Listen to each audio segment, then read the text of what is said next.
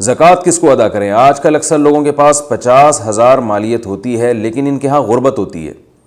کیا انہیں زکوٰۃ دے سکتے ہیں؟ عبد الجبار سعودی عرب سے۔ جس آدمی کے پاس 50,000 روپے موجود ہوں کیش کی صورت میں، سونا یا چاندی کی صورت میں، یا تجارتی مال ہے یعنی ایسا مال جو اس نے بیچنے کے لیے خریدا ہوا ہے، تو ان 4 چیزوں کی مالیت کسی کے پاس 50,000 ہوگی تو شریعت اس کو غریب نہیں مانتی ہے، وہ ہم اس کو غریب کہہ رہے ہیں۔ اسلام میں وہ غریب نہیں ہے بلکہ اس پر تو زکوٰۃ لازم ہے۔ تو آپ یہ کہہ سکتے ہیں اس کی تو بہت ساری ضرورتیں ہیں جو 50,000 میں پوری نہیں ہو سکتی، تو اسے چاہیے کہ پہلے وہ 50,000 سے اپنی ضرورت پوری کرے، پھر وہ جب صحیح معنوں میں غریب ہو جائے گا پھر وہ زکوٰۃ لے۔ یا کسی کے پاس 50,000 روپے ہیں مگر قرضہ 50,000 سے زیادہ ہے تو وہ بھی شریعت میں غریب ہے، تو ایسے غریب کی مدد کی جا سکتی ہے۔ یا کسی کے پاس 50,000 روپے ہیں لیکن کوئی ایسی ضرورت آ گئی ہے اس کو کہ وہ 50,000 روپے اس کے لیے کافی نہیں ہے، تو پھر شریعت اس کو زکوٰۃ کی اجازت نہیں دیتی،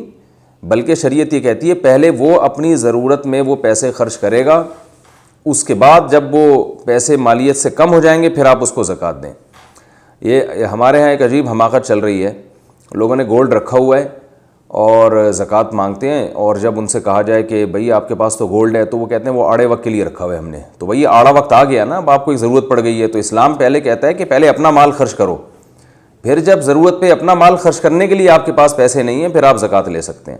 تو آڑا وقت جب آئے گا جب آپ اپنے پیسے خرچ کر چکیں گے، اس کے بعد پھر آڑا وقت ہے، آڑا بھی ہے ترچھا بھی ہے،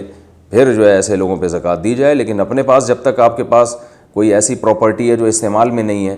تو ایسی پراپرٹی اگر آپ کے پاس ہے تو زکوٰۃ نہیں لے سکتے آپ، اور ایسے آدمی کو زکوٰۃ دی نہیں جا سکتی۔ اسے چاہیے کہ پہلے اس پراپرٹی کو بیچے،